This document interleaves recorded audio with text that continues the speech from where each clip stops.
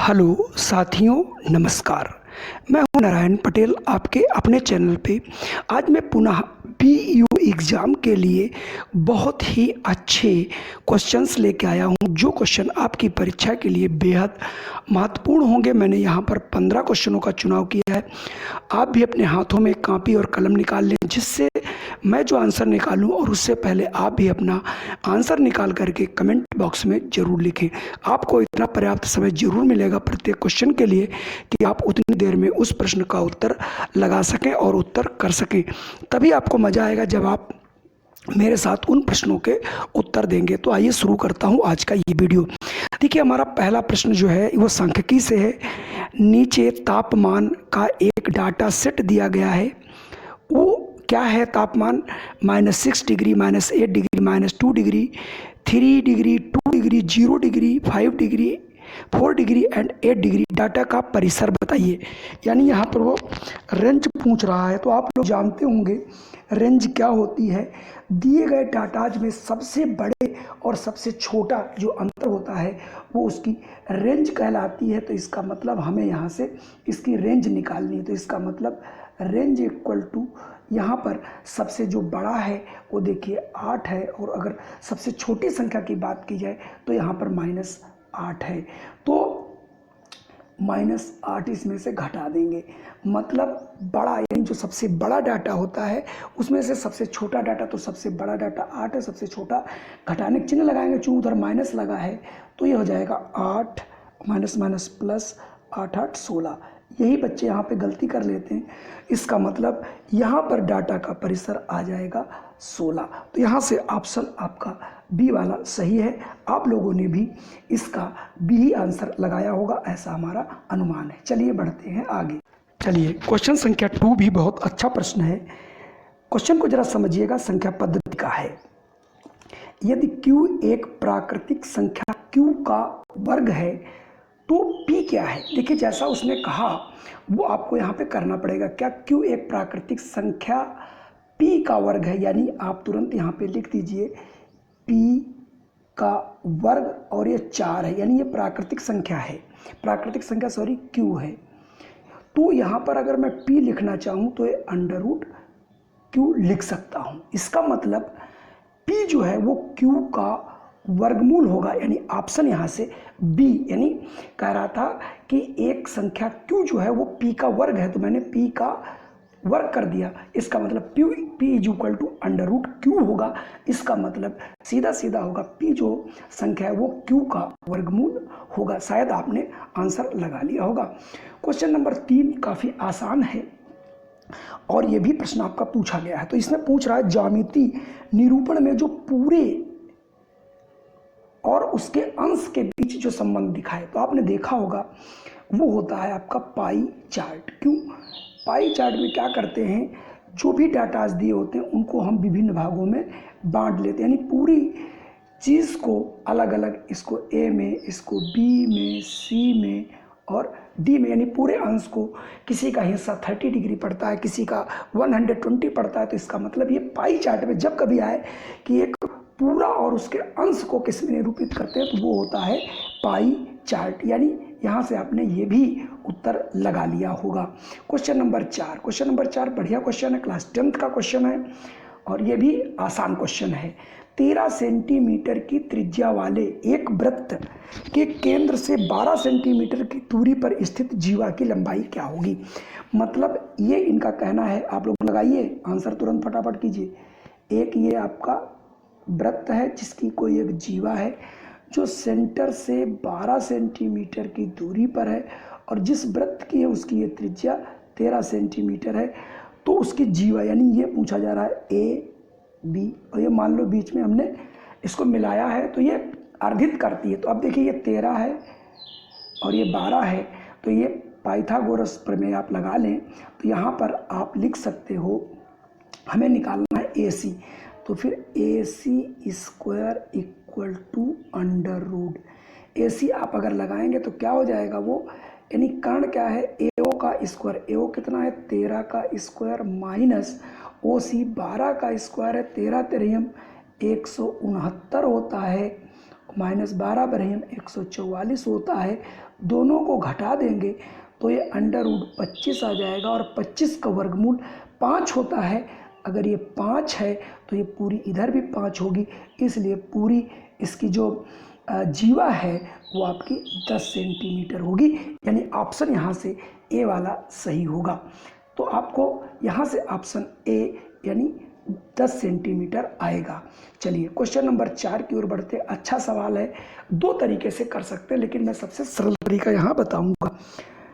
किसी समबाहु त्रिभुज जिसकी भुजा 2 सेंटीमीटर है तो इसका शीर्ष लंब क्या होगा। सभी को पता है कोई भी जो ये समबाहु त्रिभुज हमारा होता है, सभी भुजाएं बराबर होती है, इसका लंब जब डालते हैं इसको अर्धित करता है। तो आप क्या करेंगे, यहाँ पर एक समबाहु त्रिभुज बना लीजिए, एक लाइन का क्वेश्चन है, और तो इसकी ये भी 2 होगी, ये भी 2 होगी, इस पर हमने ये लंब डाल दिया, ये भी 2 थी तो ये 1 और 1 हो गई। तो ये ए बी सी, मान लो ये मध्य बिंदु इसका डी हो गया। अब आपको ए डी निकालना है तो ये 90 डिग्री का हो गया। इसका मतलब ए डी बराबर हो जाएगा AC² माइनस DC²। इसका मतलब ये भी हम पाइथागोरस प्रमेय से AD² मुझे निकालना है, तो AD² इक्वल टू क्या होगा, मैं एक लाइन में बताता हूँ। AD क्या होगा, कर्ण हमारा AC है, AC², AC यहाँ 2 है तो 2 दूनी 4 माइनस DC 1 है, 1 का स्क्वायर 1 ही होगा। तो ये आपका आ जाएगा यहाँ से आपका AD है तो अंडररूट के सहित तो आ जाएगा 4 माइनस 1 अर्थात √3, यानी √4 माइनस 1 यानी √3। इसका मतलब ऑप्शन यहाँ से सी वाला बिल्कुल सही होगा। चलिए बढ़ता हूँ आगे। क्वेश्चन नंबर 6 अनुपात और बीजगणित यानी दोनों का मिश्रण है। यदि 2r बराबर h plus √r² plus h² हो तो r अनुपात h का मान क्या होगा। तो यहाँ से हमें r और h को कैसे अलग करके निकाला जाए, तो देखिए ऊपर ही जो इक्वेशन लिखा है उसे हम कैसे लिख सकते हैं। इसको हम लिख सकते हैं 2r minus h equal to √r² plus h²। ठीक है, अब हम दोनों पक्षों का वर्ग करेंगे, तो वर्ग करेंगे तो a माइनस बी का होल स्क्वायर, उधर वर्ग हट जाएगा तो ये हो जाएगा 4r² प्लस h², दोनों गुना उसका 2 गुना 4rh बराबर r² प्लस h²। अब आप यहाँ से h² काट दीजिए तो, और इधर ये बचा हमारा 4r², इधर ये r² ले आएंगे, उधर ये 4rh ले जाएंगे तो ये बच जाएगा 3r² बराबर 4rh। तो एक r कट जाएगा तो हो जाएगा 3r बराबर 4h। या फिर इसी को हम लिख सकते हैं कि r अनुपात h इक्वल टू 4:3, 3 नीचे चला जाएगा तो 4:3, यानी ऑप्शन ए वाला आपका सही होगा, यानी ऑप्शन ए यहाँ से बिल्कुल सही है। आइए क्वेश्चन नंबर 7 की ओर बढ़ते हैं। अच्छा क्वेश्चन है, यदि x² प्लस 5x प्लस 6 को x प्लस 2 से भाग दिया जाए, छूट गया है, से भाग दिया जाए तो शेषफल क्या बचेगा। x प्लस 2 से भाग दिया जाए, यहाँ पर आप भाग नोट कर लीजिए, से अगर भाग दिया जाए तो शेषफल क्या होगा।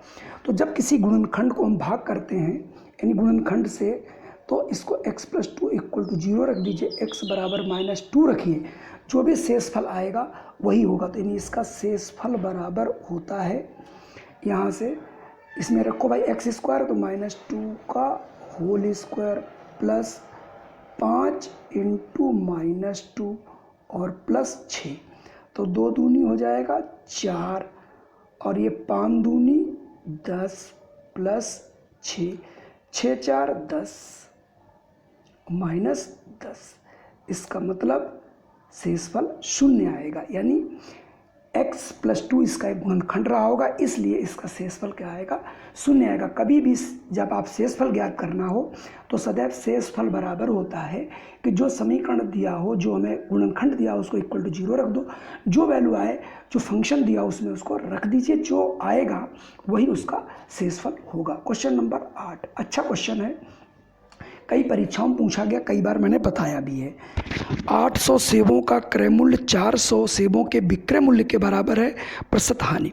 चूंकि जो 320 सेब जितने की आप खरीदे थे, 400 सेब आप उतने के बेच रहे हो, तो हानि हो रही।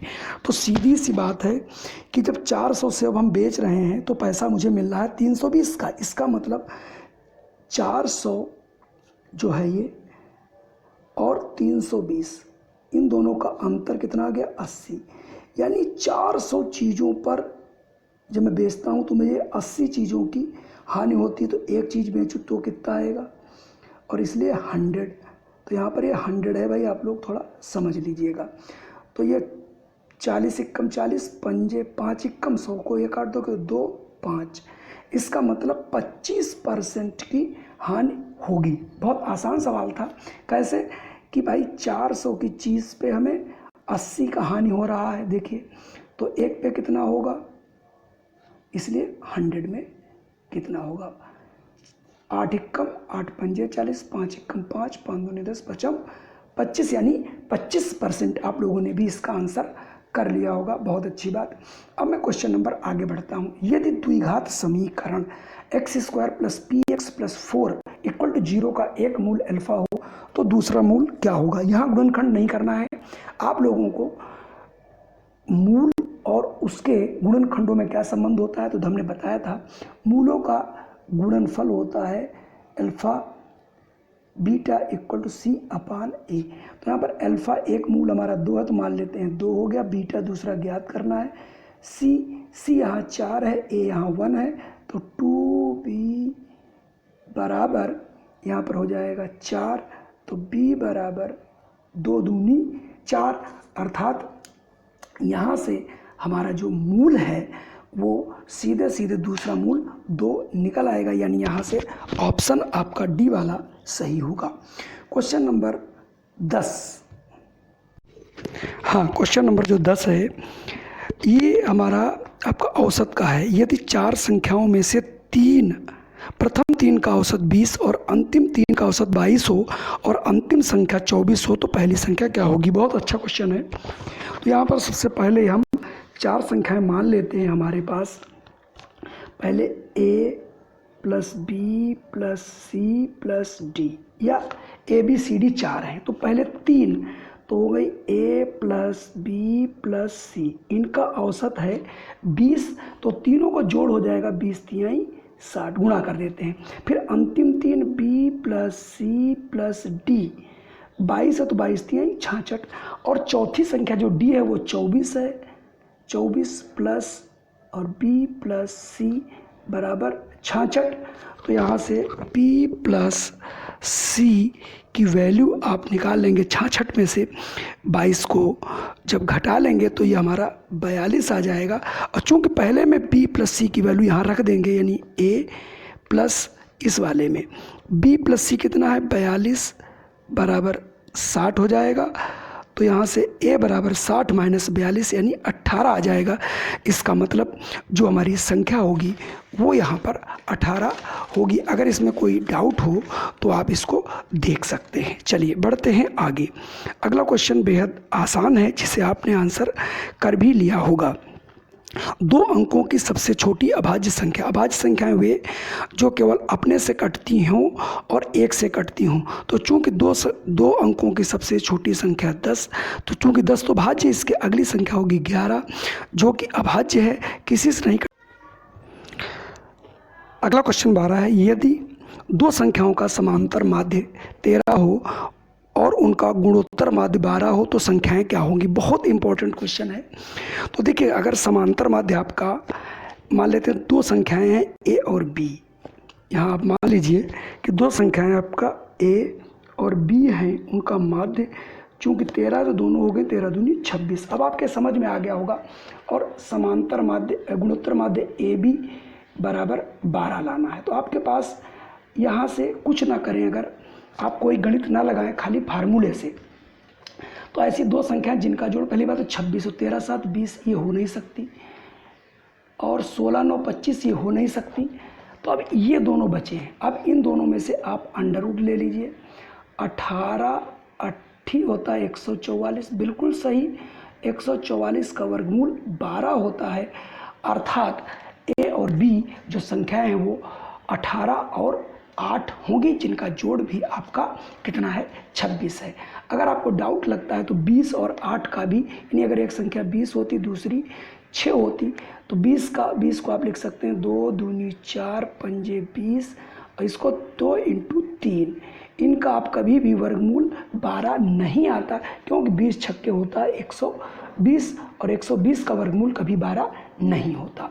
बिल्कुल समझ आ गया होगा। Question number 13। क्वेश्चन नंबर 13 काफ़ी अच्छा क्वेश्चन है कि यदि a + b बराबर आपका 9 हो और a² + b² बराबर 61 हो तो ए बी का मान बताइए। बहुत आसान है, चूँकि यहाँ पर आपको a + b की वैल्यू 9 दी गई है, तो इसका आप वर्क कर दीजिए जिससे इसका वैल्यू निकाला जा सके। तो a और b का दोनों पक्षों को होल वर्क किया तो ये हो जाएगा a² + b² + 2ab बराबर 81।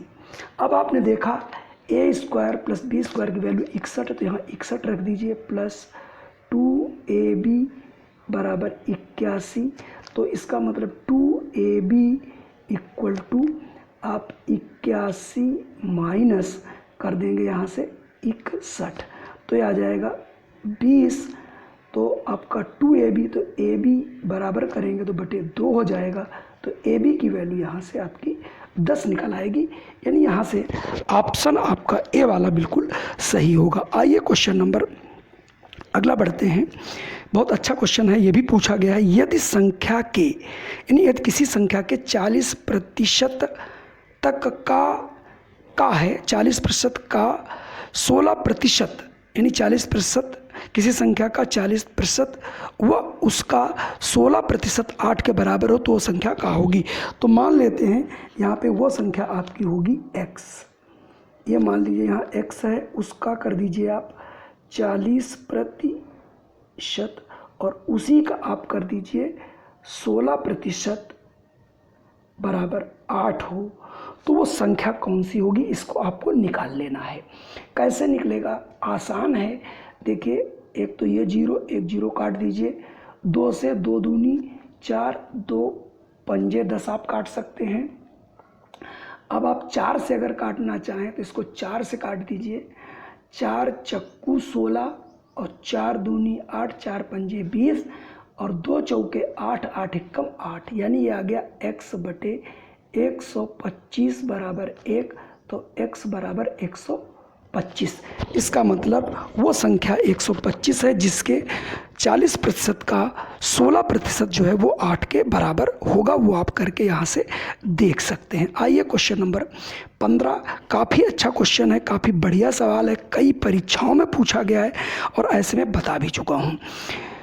किसी आयताकार खेत की लंबाई 80% बढ़ा दी जाए तो उसकी चौड़ाई कितना प्रतिशत कम कर दी जाए जिससे क्षेत्रफल में कोई परिवर्तन हो। ऐसे सवालों को करने के लिए आप लगा के मत करिए, इसमें एक फार्मूला लगा लीजिए शॉर्टकट। क्या फार्मूला होता है कि जब कोई दो चीज़ें आपस में बदलती हूँ तो उसका परिणाम ही आता है a + b + ab/100। ये फार्मूला मैंने आपसे कहा है। तो एक 80% बढ़ा दिया जाए तो मान लेते हैं 80% हमने बढ़ा दिया। घटाने की बात करेंगे, मान लेते हैं उसकी चौड़ाई x% घटा दी जाए, प्लस AB 80 बढ़ाया, घटाया तो -x। बस साइन आपको रख देना है और कोई फर्क ना पड़े, अर्थात ये 0 आ जाए। तो ये क्या आ जाएगा आपका 80 - x माइनस, काट लो भाई, 0 0 4 2 चौके 8 4 पंजे 20, यानी ये हो गया आपका 4x बटे 5 बराबर 0। तो ये हो जाएगा 80 बराबर 5 एकम 5 4 9, 9x बटे 5। तो ये हो जाएगा x बराबर यहाँ से x एकम x 8 पंजे 40, तो 400 बटे 9, यानी 400 बटे 9% जो है अगर हम उसका चौड़ाई कम कर दें तो क्षेत्रफल कोई प्रभाव नहीं पड़ेगा।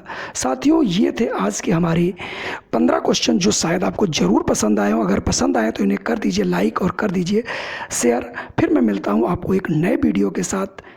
धन्यवाद।